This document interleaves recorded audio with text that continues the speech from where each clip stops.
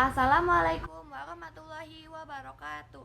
Saya Elis Kodaria dari kelas 11 IPS 3 ingin menampilkan drama wayang yang berjudul Batu Menangis. Selamat menyaksikan. Pada zaman dahulu kala, hiduplah seorang ibu dengan anak perempuannya yang bernama Darmi. Ayah Darmi sudah meninggal saat Darmi masih kecil. Dahulu mereka hidup berkecukupan. Namun setelah ayahnya meninggal, ibu Darmi harus bekerja keras demi hidup mereka. Karena setiap hari bekerja di ladang, kulit ibu Darmi jadi kian gelap. Berat tubuhnya kian menyusut. Semua dilakukannya demi Darmi, putri satu-satunya. Namun, apa yang dilakukan Darmi? Ia tidak mau membantu ibunya. Kerjanya setiap hari hanya berdandan. Ia juga enggan keluar rumah karena takut kulitnya gelap seperti ibunya.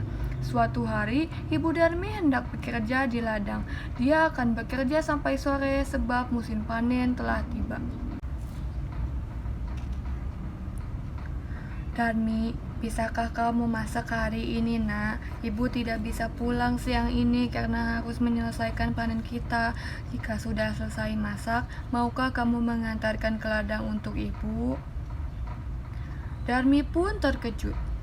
Tidak mau, Bu. Kalau aku masak, nanti rambutku bau tungku. Aku kan habis keramas. Lalu kalau aku mengantar makanan ke ladang, kulitku jadi hitam. Aku kan habis luluran. Ibu Darmi menggeleng-geleng kepala sedih. Di ladang, Ibu Darmi bekerja keras mengumpulkan hasil panen. Besok ia akan menjualnya ke pasar. Ia tidak akan memperdulikan perutnya yang lapar. Saat lelah, dia beristirahat sambil meminum air kendi yang ia bawa. Dia berdoa dalam hati, "Ya Tuhan, tolong ubahlah anakku, lepaskan dia dari sifat malasnya."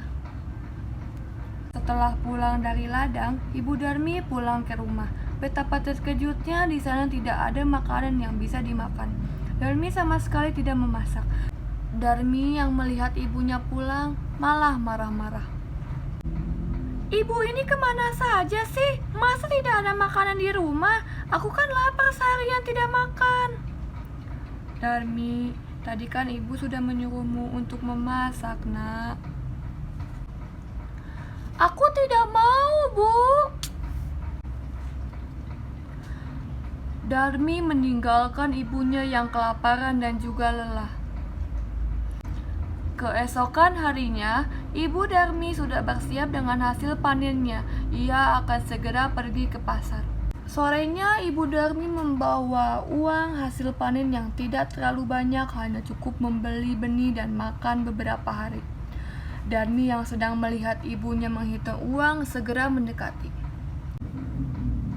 "Bu, bedaku habis, tolong belikan dong, Bu." "Iya, besok ibu belikan, tapi kamu harus ikut agar ibu tidak salah beli ya." Akhirnya dengan terpaksa Darmi ikut ibunya ke pasar.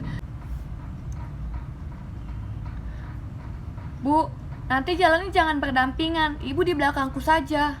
"Apa, Darmi?" "Pokoknya ibu di belakangku."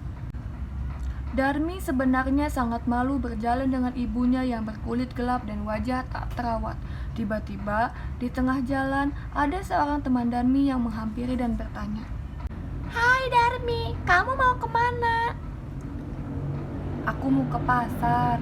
Teman Darmi melihat ibu Darmi dengan pandangan bertanya, "Dia siapa, Darmi? Ibumu ya?"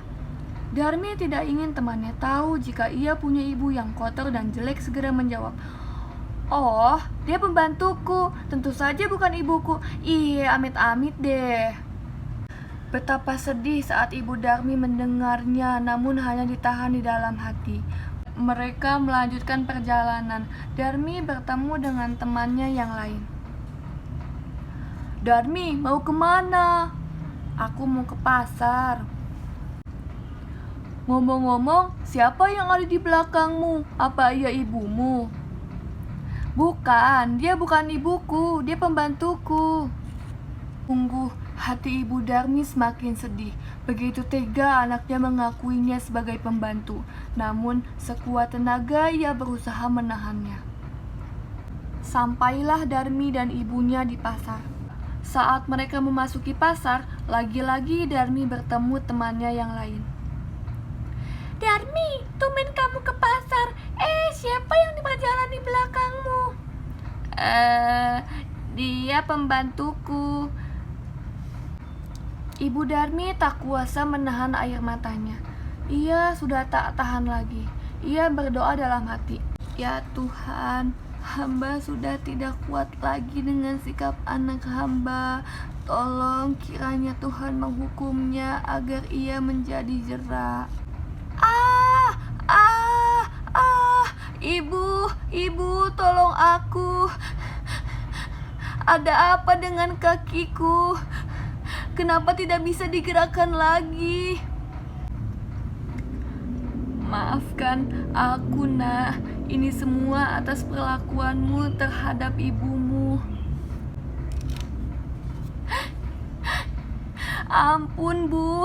Ampun. Darmi tidak akan mengulanginya lagi. Darmi merintih sambil menangis kesakitan meminta ampunan ibunya. Sayang, semuanya tak bisa kembali. Darmi tetap menjadi batu. Ia harus menanggung hukuman karena telah durhaka kepada ibunya. Batu itu akhirnya dipinggirkan oleh orang-orang dan disandarkan di tebing hingga sekarang batu itu masih ada di Kalimantan Barat dan dinamakan batu menangis. Cukup sekian penampilan drama dari saya. Mohon maaf bila ada kesalahan kata atau kalimat. Semoga terhibur. Wassalamualaikum warahmatullahi wabarakatuh. Terima kasih.